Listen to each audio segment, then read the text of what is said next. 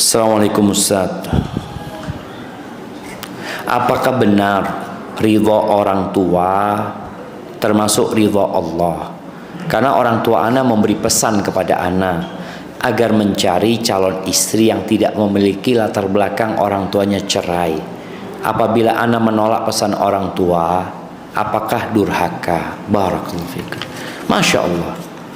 Ahibati fillah, ridha Allah fi ridha walidain. Iya, keridhaan Allah bergantung dengan keridhaan orang tua.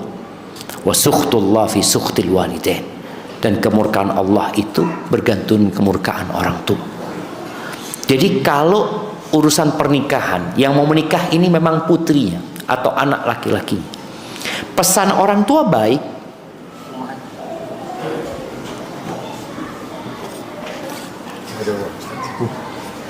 Ummahat dan jemaah.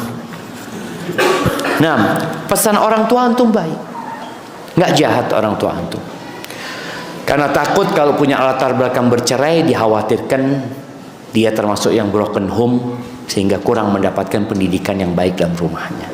Bukan melarangmu untuk menikah dengan wanita soleha, enggak. Silahkan kau menikah, cuma satu pesannya orang tua. Bisa nggak antum turuti? Turuti. Cuma kadangkala kita ini sudah jatuh cinta sama satu perempuan, akhirnya kita maksa mau menikah dengan itu, padahal orang tua nggak melarang kau menikah dengan wanita yang soleha, tafadhol. Tapi kalau latar belakang orang tuanya bercerai, jangan. Tapi kalau antum ingin duduk sama orang tua, iya ayah bunda, orang ini bapak ibunya bercerai, betul. Tapi perceraian yang tidak membuat hubungan silaturahim putus. Karena ada perceraian yang menyebabkan anak itu benci sama bapaknya atau anak itu benci sama ibunya. Nah, ini bermasalah. Jadi antum taat sama ibu sama bapak antum dan cari, masih banyak pilihan gitu jemaah.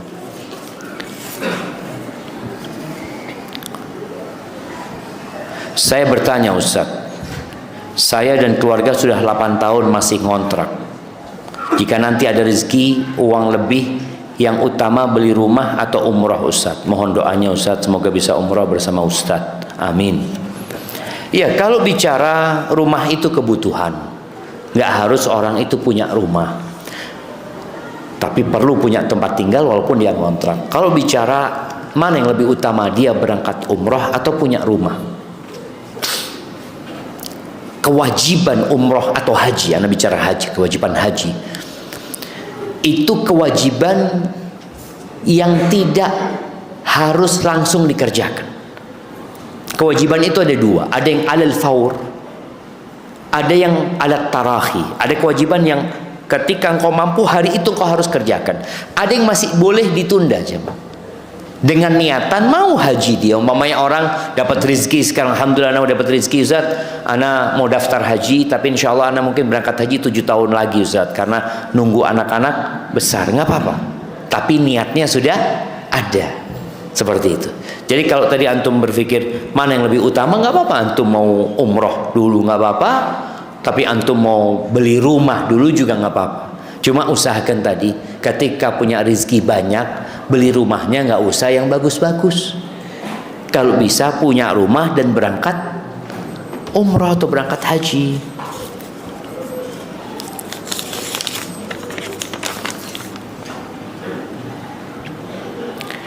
Assalamualaikum Ustaz. Waalaikumsalam warahmatullahi wabarakatuh. Bagaimana cara menasihati suami agar mau beribadah Ustaz? Sedangkan sudah dinasihati tapi seolah-olah tidak didengarkan. Mungkin kopok. Mak tak ngeding jamaah. Ya kita kan husnudzon jamaah. Bukan tak ngeding. Mungkin setiap kita mengungkapkan keluh kesah tidak pernah didengarkan. Terima kasih, wassalam. Apa yang harus dilakukan istri? Ya, yang pertama, istri ini hendaklah engkau itu menjadi teladan buat suamimu. Berikan pelayanan yang maksimal kepada suami. Dan nasihat anak kepada para istri ya. Rasulullah SAW ketika bertanya kepada seorang wanita, "Adzatu zaujin anti?" Engkau punya suami? Kata perempuan ini, "Iya ya Rasulullah." "Kaifa anti minhu?" Gimana sikapmu kepada suamimu? La alu illa ma'ajistu. Aku tidak pernah menelantarkan dia, mensia-siakan dia, kecuali yang aku nggak mampu. Apa kata Nabi SAW? Unduri aina anti minhu. Lihat sikapmu kepada istrimu, kepada suamimu. Fa innama huwa jannatuki au naruki. Suamimu itu surgamu atau neraka. Dan bagi para wanita yang suka menyakiti suaminya, yang tidak memberikan pelayanan yang maksimal kepada suaminya, ingat ada bidadari yang mendoakan keburukan buat dia. Jadi kalau ada seorang istri menyakiti suaminya, maka ada bidadari yang mengatakan qatalakillah, semoga Allah mencelakakanmu. Di sini orang kalau suka nyakiti suaminya akhirnya celaka hidupnya. Fa innama huwa dakhilun alaiki. Dia cuma tamu di tempatmu, titipan. Dia bentar lagi mau pergi berpisah sama engkau dan bergabung dengan kita. Jadi para istri tolong berikan pelayanan. Tadi suamimu mungkin dikasih nasihat gak mau, pura-pura gak denger ya. Kalau dikasih nasihat, maka engkau berikan pelayanan yang maksimal kepada suamimu. Yang kedua, memberitahu suami itu gak sama dengan suami memberitahu istri. Kadang-kala istri kan ngasih tahu suaminya, bang, sini bang. Mak merenges itu, situ terus masuk surga apa neraka. Ini para Ramadan sudah. Oh jangan, duduk sama suaminya. Umpamanya bang, ayolah bang, aku kepingin diantar kajian kayak gitu. Kapan kita datang kajian? Aku ingin dapat ilmu, aku ingin engkau jadi imamku lah bang. Jadi dia memohon kepada suaminya. Dan kalau ngasih tahu suami, jangan terus-terusan. Orang itu dikasih nasihat terus-terusan bukan tambah seneng, tapi tambah pelengen. Jadi kasih nasihat bang, ayolah bang, ngomongnya pas waktunya adzan, suami lagi main game ya, bang, nggak mau ke masjid bang. Bang, tak ngeding ya adzan. Kan sama-sama nasihat, tapi tak padu. Akhirnya nggak mau, katanya bang. Bang, abang tidak kepingin dapat pahala 27 apa bang? Mau ke masjid 27 katanya bang. Iya ya, sudah tinggal. Jangan debat, tinggal. Nanti pas waktu sholat lagi, bang sudah adzan bang. Iya, ngeding saya. Iya sudah tinggal. Jangan berdebat, karena suami ini tahu. Beda sama orang yang tidak tahu. Di sini kita butuh kasih penjelasan. Kalau kayak gini hanya butuh diingatkan, diingatkan terus diingatkan. Pokoknya kalau ngelihat suami marah seperti itu sudah tinggal. Minta sepura lagi. Afwan bang, minta maaf kalau anda nyakitin hatinya antum. Zina sudah. Kalau suami sibuk main game, anti di sebelahnya baca Quran. Bang, boleh anak ngaji di sini bang. Biar dia ngeding, saya eruqyah Iya, artinya berusahalah untuk memberikan nasihat kepada suami itu dengan cara yang baik ya. Sambil didoakan suaminya, semoga dia jadi lebih baik. Ustadz, saya diberi amanah menyebarkan sedekah. Qadarullah saya baru mengetahui kalau orang saya beri ternyata suka meminjam dari bank keliling. Yang jelas itu riba. Kalau orang yang saya beri, bahkan dia Ustadz ternyata ketuanya, Masya Allah, dia juga mencari orang untuk ikutan meminjami. Jadi seperti induk semang. Apa induk semang? Hah?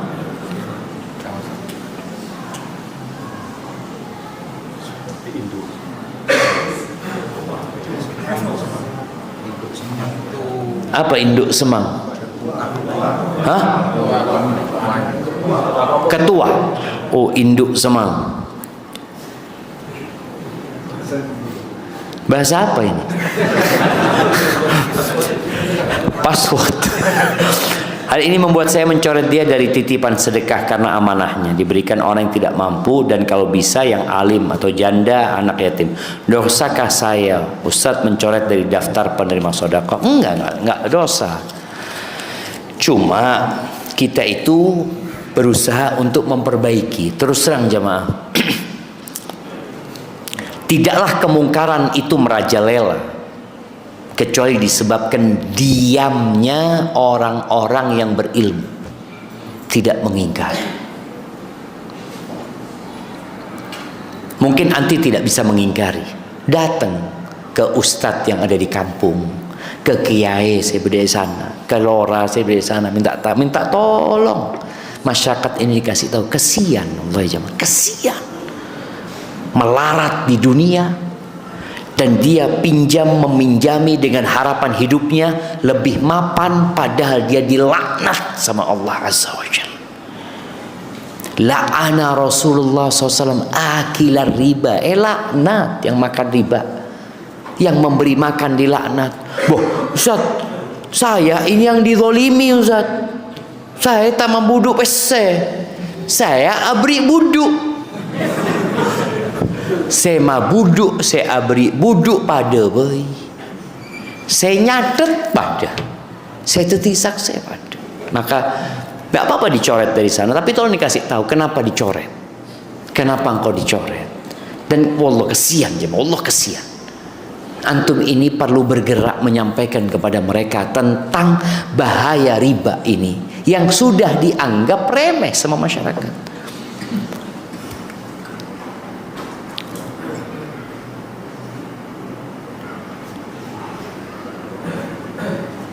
Masya Allah, ini tak perlu baca jemaah. Bahaya kalau dibaca. Anak akhwat dulu pernah bernazar mau puasa 40 hari berturut-turut. Sementara wanita kan ada tamu bulanannya yang tidak mungkin puasa berturut-turut. Apakah cukup bertobat atau ada kafarat? Ada kalau mampu dia berpuasa. Jadi ketika dia datang bulan ya tidak dihitung. Seperti kafaratnya orang yang berhubungan suami istri di siang hari bulan Ramadan. Kafaratnya apa? Yang pertama membebaskan budak. Kalau nggak mampu berpuasa 2 bulan berturut-turut. Nah, puasa 2 bulan berturut ini kalau perempuan nggak bisa, maka dia ya ketika datang bulan ya nggak puasa. Pokoknya bagaimana sejumlah 2 bulan. Begitu pula kalau sakit. Ada orang laki bayar kafarat setelah sebulan dia sakit. Maka ketika sakit ya sudah nggak puasa. Karena puasa Ramadan aja orang sakit nggak puasa gitu. Begitu pula dengan puasa kafarat ini. Ketika dia sakit dia nggak puasa, sembuh disambung. Jadi puasanya nyambung. Tapi kalau ada halangan yang membolehkan untuk berbuka atau wajib berbuka nggak ada masalah. Jadi nanti kalau memang sudah nazar puasa 40 hari dan mampu dilakukan puasa tersebut, tafadhali. Tapi kalau tidak mampu maka bayar kafarat. Hadza wallahu a'lam bissawab. Jamaah, itu yang bisa kita sampaikan pada kesempatan kali ini, yang benar dari Allah Azza wa Jal, yang salah dari diri ana pribadi. Allah dan Rasulullah terbebaskan dari kesalahan itu. Ana ucapkan jazakumullahu khairan. Aqulu qawli hadza wa astaghfirullah li wa lakum wa lisairil mu'minin wal mu'minat fastaghfiruh innahu huwal ghafurur rahim. Assalamualaikum warahmatullahi wabarakatuh. Waalaikumsalam.